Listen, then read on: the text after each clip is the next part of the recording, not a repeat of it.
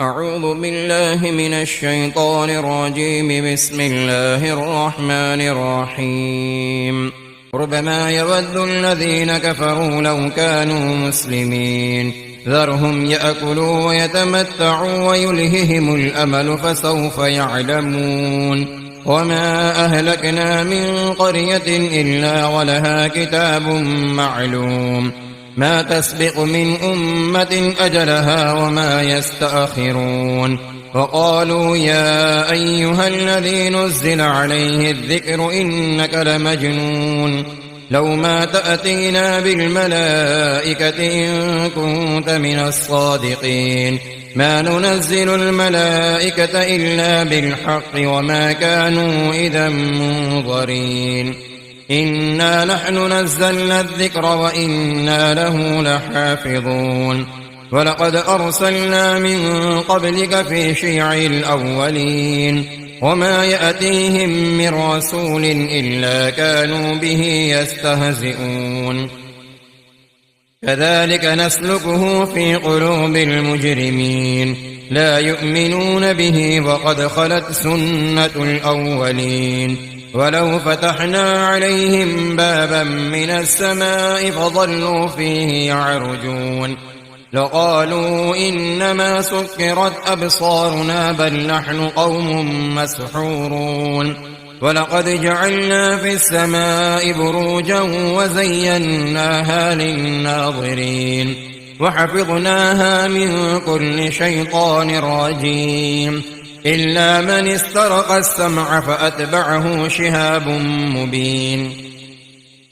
والأرض مددناها وألقينا فيها رواسي وأنبتنا فيها من كل شيء موزون وجعلنا لكم فيها معايش ومن لستم له برازقين. وإن من شيء إلا عندنا خزائنه وما ننزله إلا بقدر معلوم. وأرسلنا الرياح لواقع فأنزلنا من السماء ماء فأسقيناكموه وما أنتم له بخازنين. وإنا لنحن نحيي ونميت ونحن الوارثون. ولقد علمنا المستقدمين منكم ولقد علمنا المستأخرين وإن ربك هو يحشرهم إنه حكيم عليم. ولقد خلقنا الإنسان من صلصال من حمإ مسنون والجان خلقناه من قبل من نار السموم. وإذ قال ربك للملائكة إني خالق بشرا من صلصال من حمإ مسنون فإذا سويته ونفخت فيه من روحي فقعوا له ساجدين فسجد الملائكة كلهم أجمعون إلا إبليس أبى أن يكون مع الساجدين. قال يا إبليس ما لك ألا تكون مع الساجدين؟ قال لم أقل لأسجد لبشر خلقته من صلصال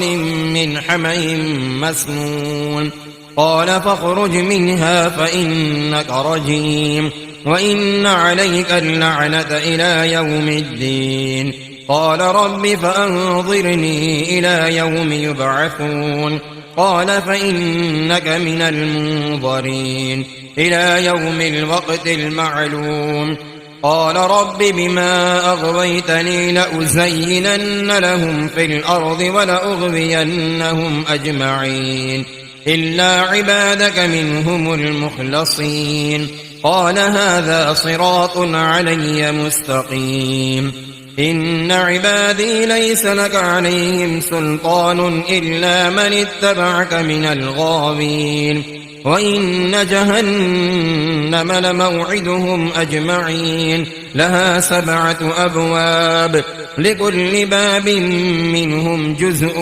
مقسوم. إن المتقين في جنات وعيون ادخلوها بسلام آمنين ونزعنا ما في صدورهم من غل إخوانا على سرر متقابلين لا يمسهم فيها نصب وما هم منها بمخرجين نبئ عبادي أني أنا الغفور الرحيم وأن عذابي هو العذاب الأليم ونبئهم عن ضيف إبراهيم إذ دخلوا عليه فقالوا سلاما قال إنا منكم وجلون قالوا لا توجل إنا نبشرك بغلام عليم قال أبشرتموني على أن مسني الكبر فبم تبشرون قالوا بشرناك بالحق فلا تكن من القانطين قال ومن يقنط من رحمة ربه إلا الضالون قال فما خطبكم أيها المرسلون قالوا إنا أرسلنا إلى قوم مجرمين إلا آل لوط إنا لمنجوهم أجمعين إلا امرأته قدرنا إنها لمن الغابرين فلما جاء آل لوط المرسلون قال إنكم قوم منكرون قالوا بل جئناك بما كانوا فيه يمترون وأتيناك بالحق وإنا لصادقون فأسر بأهلك بقطع من الليل واتبع أدبارهم ولا يلتفت منكم أحد وامضوا حيث تؤمرون وقضينا إليه ذلك الأمر أن دابر هؤلاء مقطوع مصبحين وجاء أهل المدينة يستبشرون قال إن هؤلاء ضيفي فلا تفضحون واتقوا الله ولا تخزون قالوا أولم ننهك عن العالمين قال هؤلاء بناتي إن كنتم فاعلين لعمرك إنهم لفي سكرتهم يعمهون فأخذتهم الصيحة مشركين فجعلنا عاليها سافلها وأمطرنا عليهم حجارة من سجيل إن في ذلك لآيات للمتوسمين وإنها لبسبيل مقيم إن في ذلك لآية للمؤمنين وإن كان أصحاب الأيكة لظالمين فانتقمنا منهم وإنهما لبإمام مبين ولقد كذب أصحاب الحجر المرسلين وآتيناهم آياتنا فكانوا عنها معرضين وكانوا ينحتون من الجبال بيوتا آمنين فأخذتهم الصيحة مصبحين فما أغنى عنهم ما كانوا يكسبون وما خلقنا السماوات والأرض وما بينهما إلا بالحق وإن الساعة لآتية فاصفح الصفح الجميل إن ربك هو الخلاق العليم ولقد آتيناك 7 من المثاني والقرآن العظيم لا تمدن عينيك إلى ما متعنا به أزواجا منهم ولا تحزن عليهم واخفض جناحك للمؤمنين وقل إني أنا النذير المبين كما أنزلنا على المقتسمين الذين جعلوا القرآن عضين فوربك لنسألنهم أجمعين عما كانوا يعملون فاصدع بما تؤمر وأعرض عن المشركين إنا كفيناك المستهزئين الذين يجعلون مع الله إلها آخر فسوف يعلمون ولقد نعلم أنك يضيق صدرك بما يقولون فسبح بحمد ربك وكن من الساجدين واعبد ربك حتى يأتيك اليقين. بسم الله الرحمن الرحيم. أتى أمر الله فلا تستعجلوه سبحانه وتعالى عما يشركون ينزل الملائكة بالروح من أمره على من يشاء من عباده أن أنذروا أنه لا إله إلا أنا فاتقون خلق السماوات والأرض بالحق تعالى عما يشركون خلق الإنسان من نطفة فإذا هو خصيم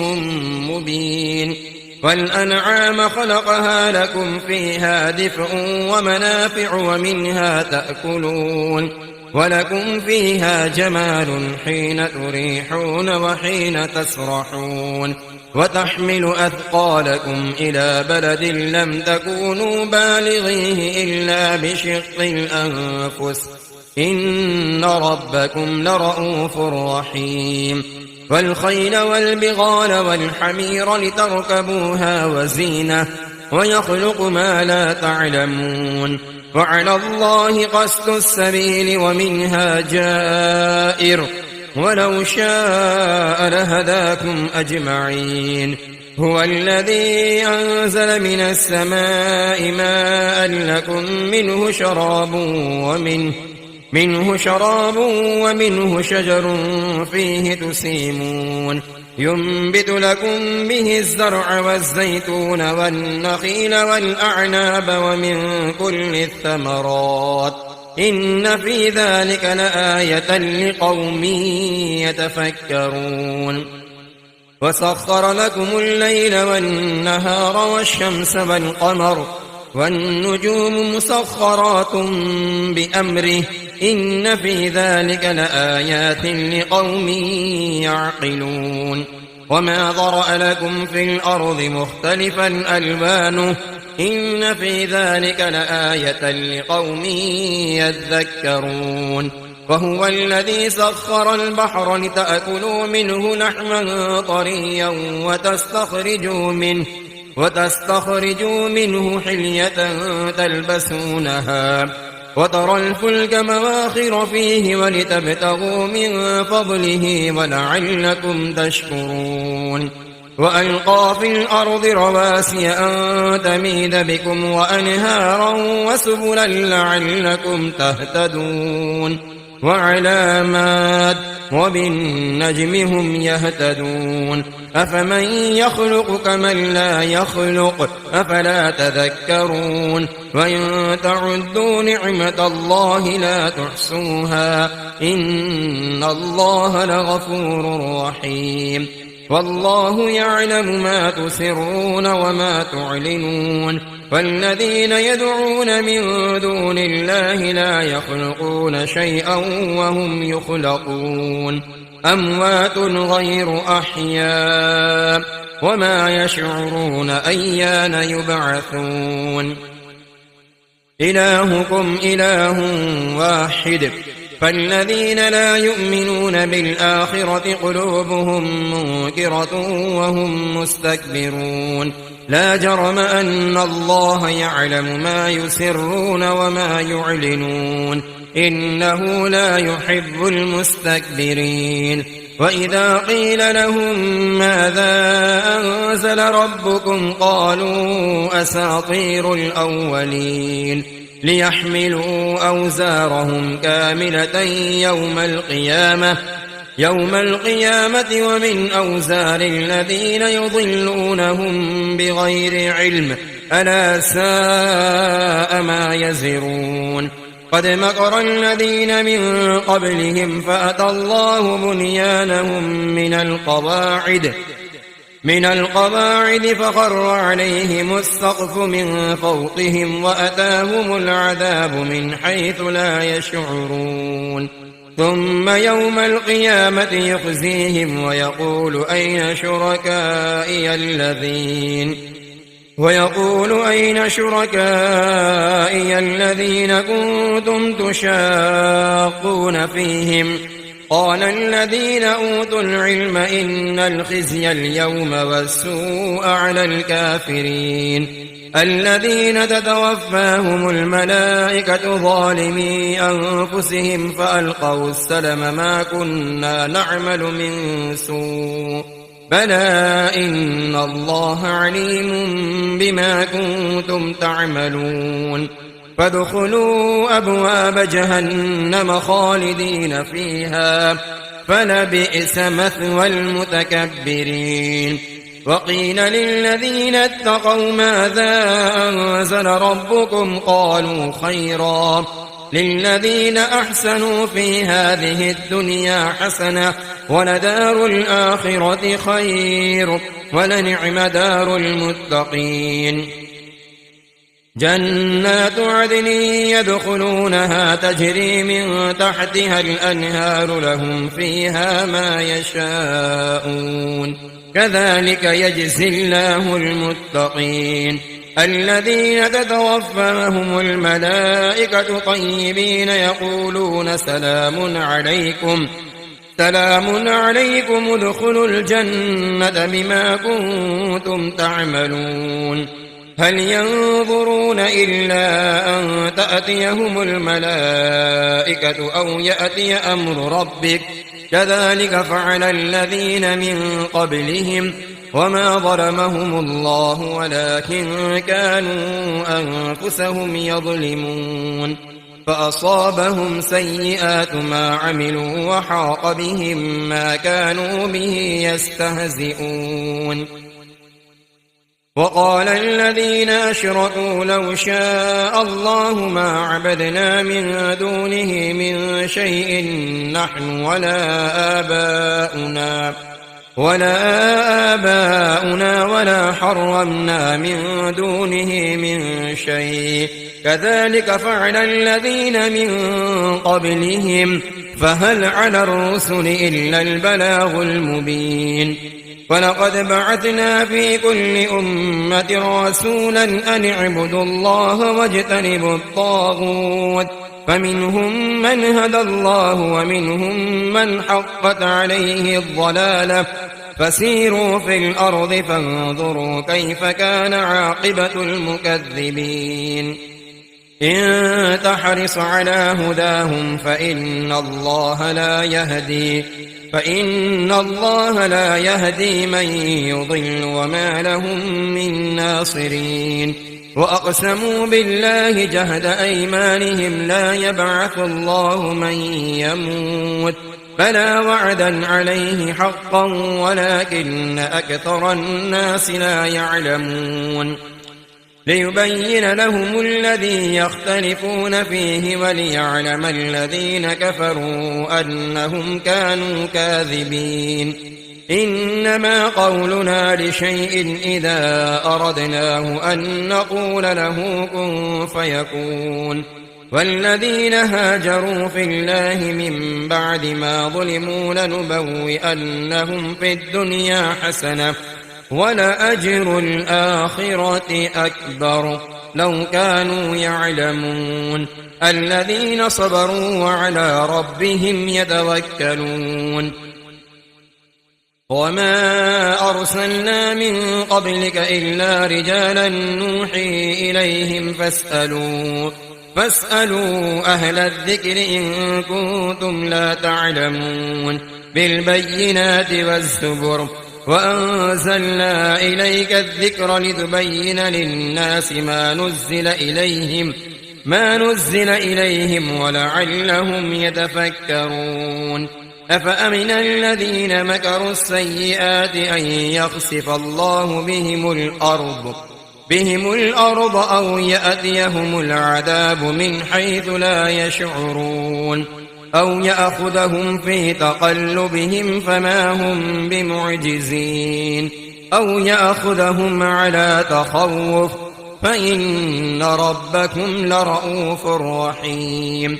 أولم يروا إلى ما خلق الله من شيء يتفيأ ظلاله عن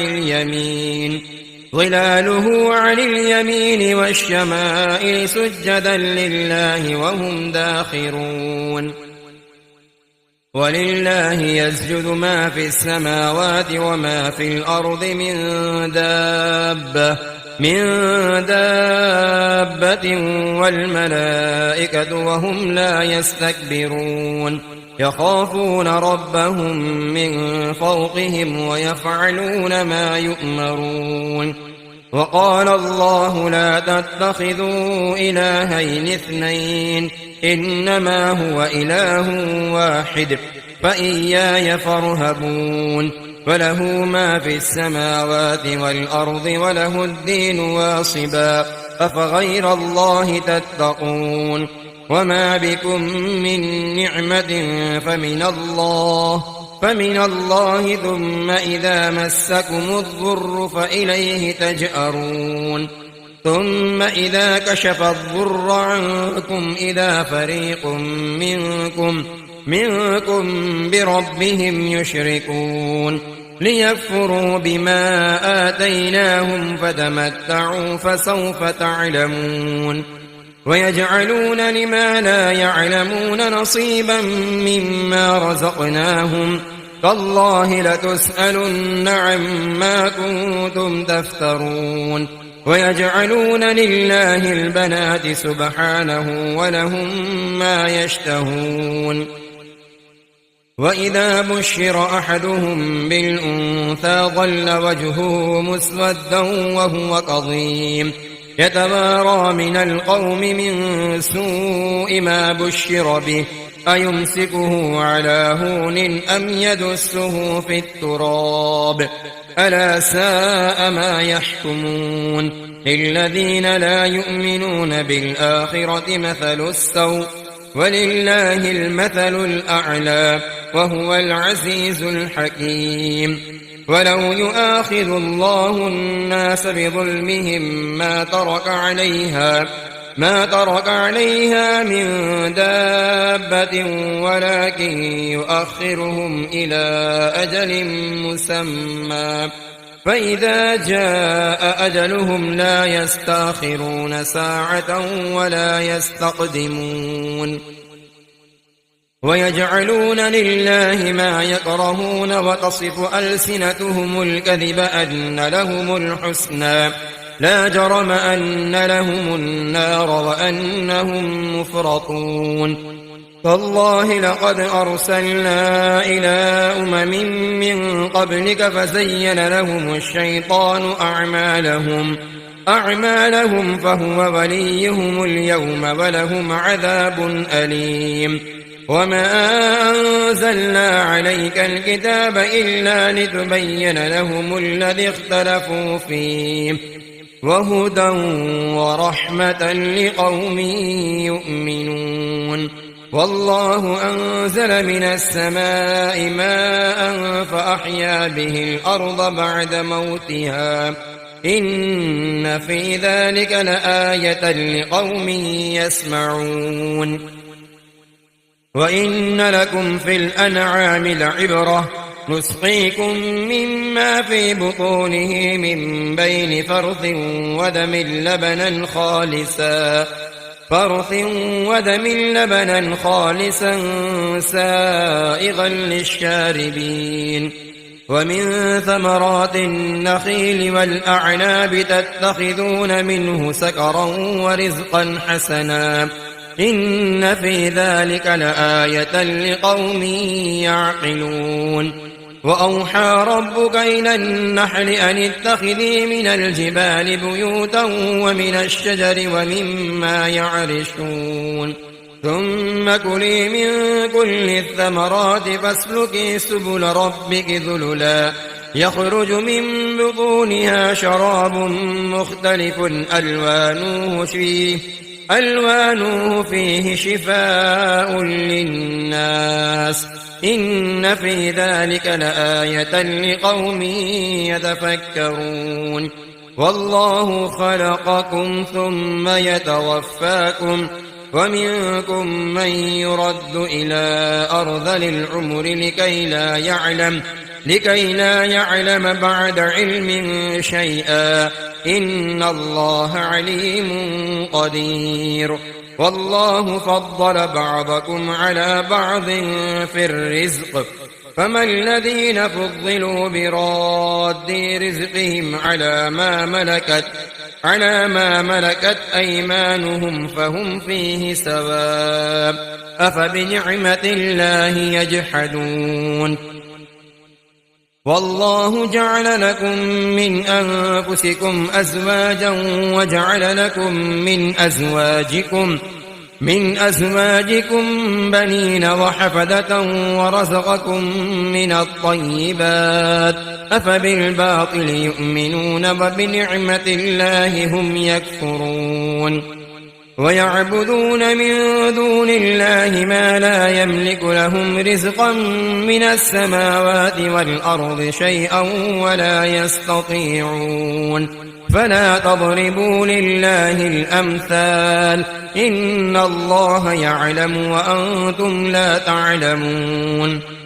ضرب الله مثلا عبدا مملوكا لا يقدر على شيء ومن رزقناه منا رزقا حسنا فهو ينفق منه سرا وجهرا هل يستوون الحمد لله بل أكثرهم لا يعلمون وضرب الله مثلا الرجلين أحدهما أبكم لا يقدر على شيء وهو كل على مولاه أينما يوجهه لا يأتي بخير هل يستوي هو ومن يعمر بالعدل وهو على صراط مستقيم ولله غيب السماوات والأرض وما أمر الساعة إلا كلمح البصر أو هو أقرب إن الله على كل شيء قدير والله أخرجكم من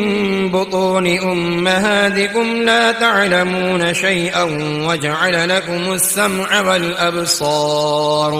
والأبصار والأفئدة لعلكم تشكرون ألم يروا إلى الطير مسخرات في جو السماء ما يمسكهن إلا الله إن في ذلك لآيات لقوم يؤمنون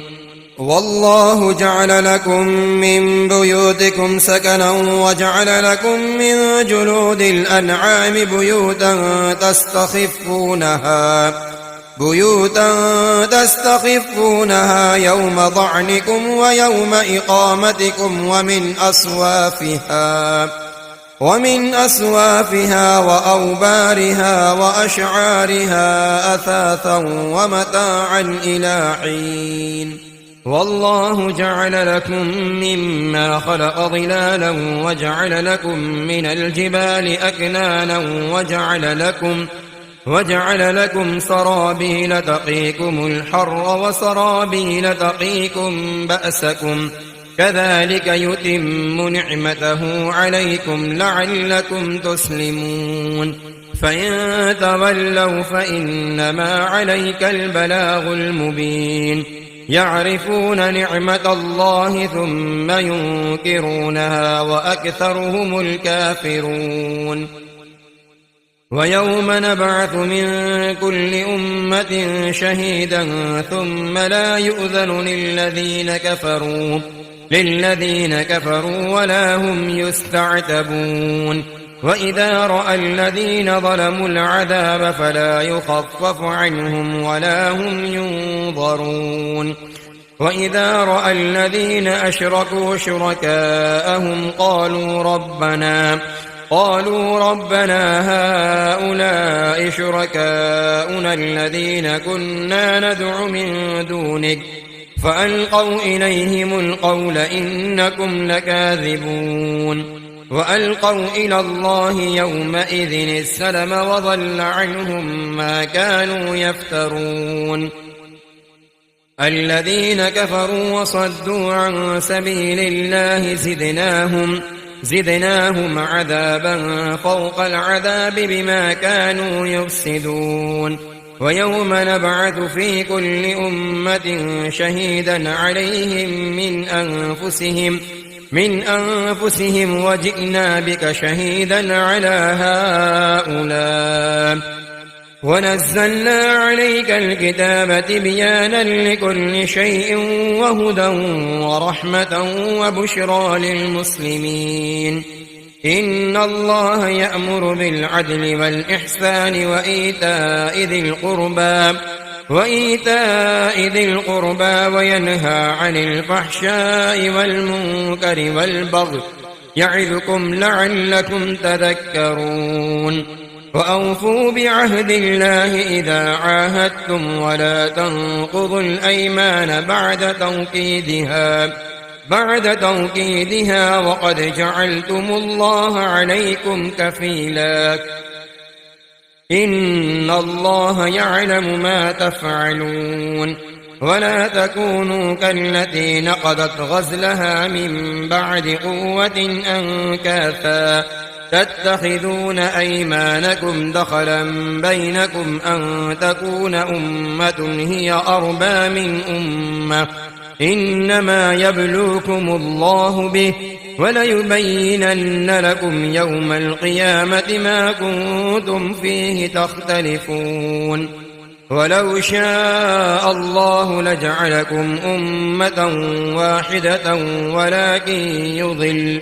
ولكن يضل من يشاء ويهدي من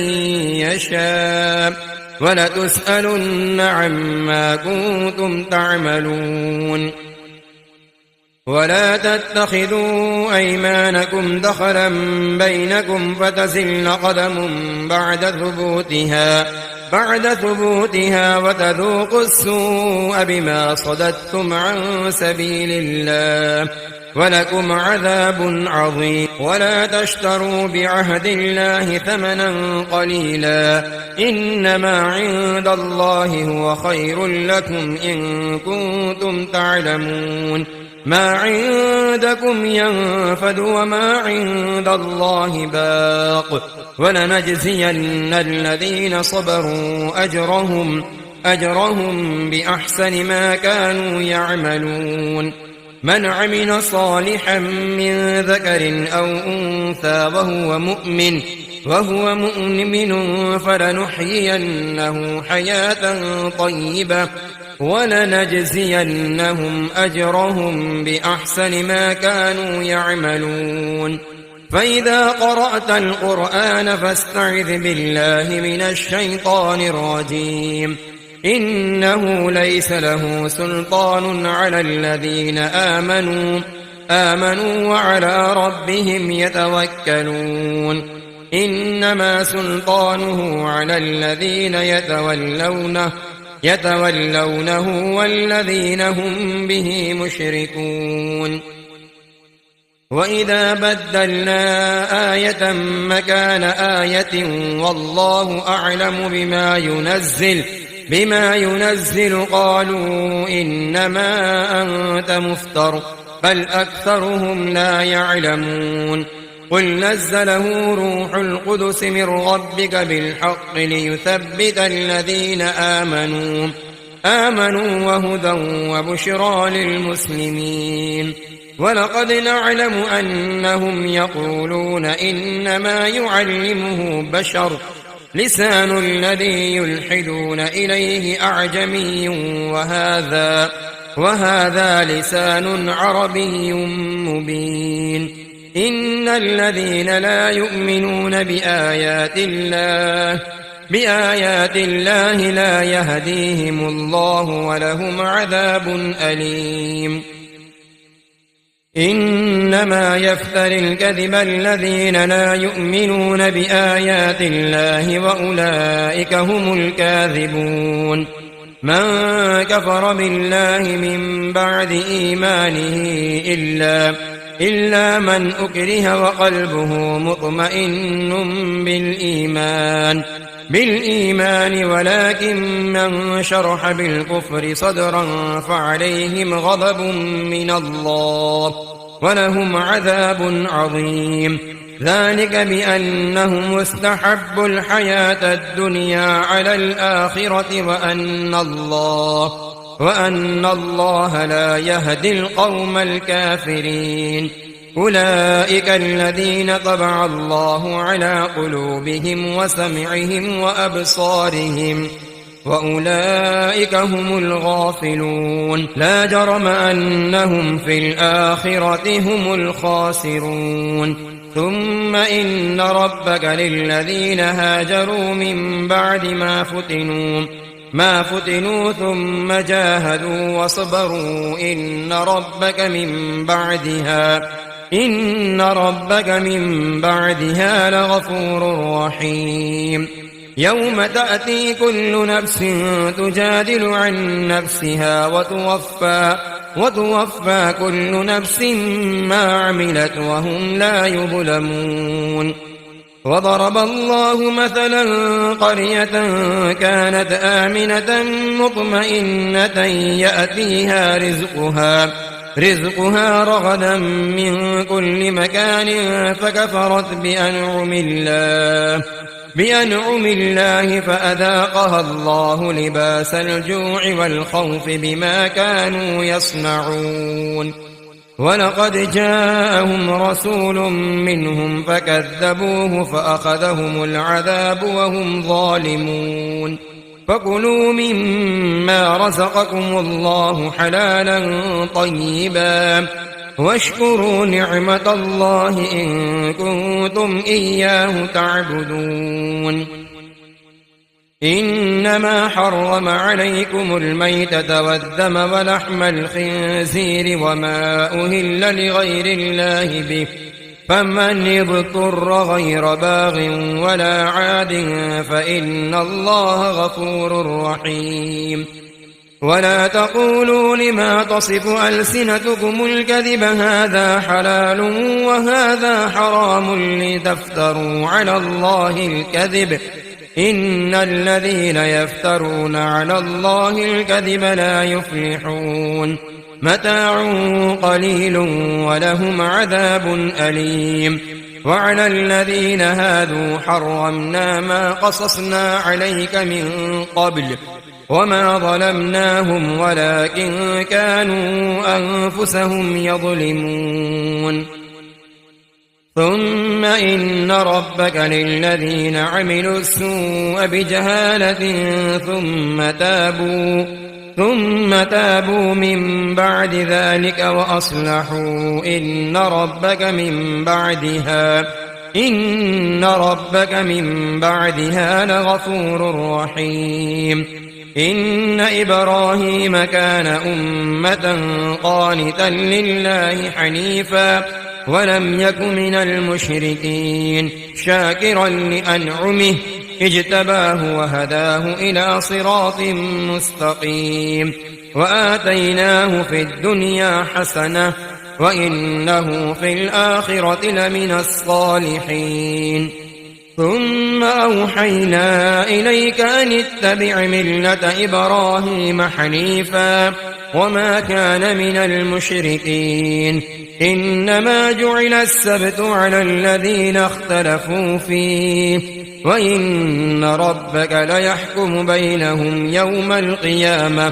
يوم القيامة فيما كانوا فيه يختلفون. ادع إلى سبيل ربك بالحكمة والموعظة الحسنة وجادلهم بالتي هي أحسن إن ربك هو أعلم بمن ضل عن سبيله وهو أعلم بالمهتدين. وإن عاقبتم فعاقبوا بمثل ما عوقبتم به ولئن صبرتم لهو خير للصابرين. واصبر وما صبرك إلا بالله ولا تحزن عليهم ولا تك في ضيق مما يمكرون إن الله مع الذين اتقوا والذين هم محسنون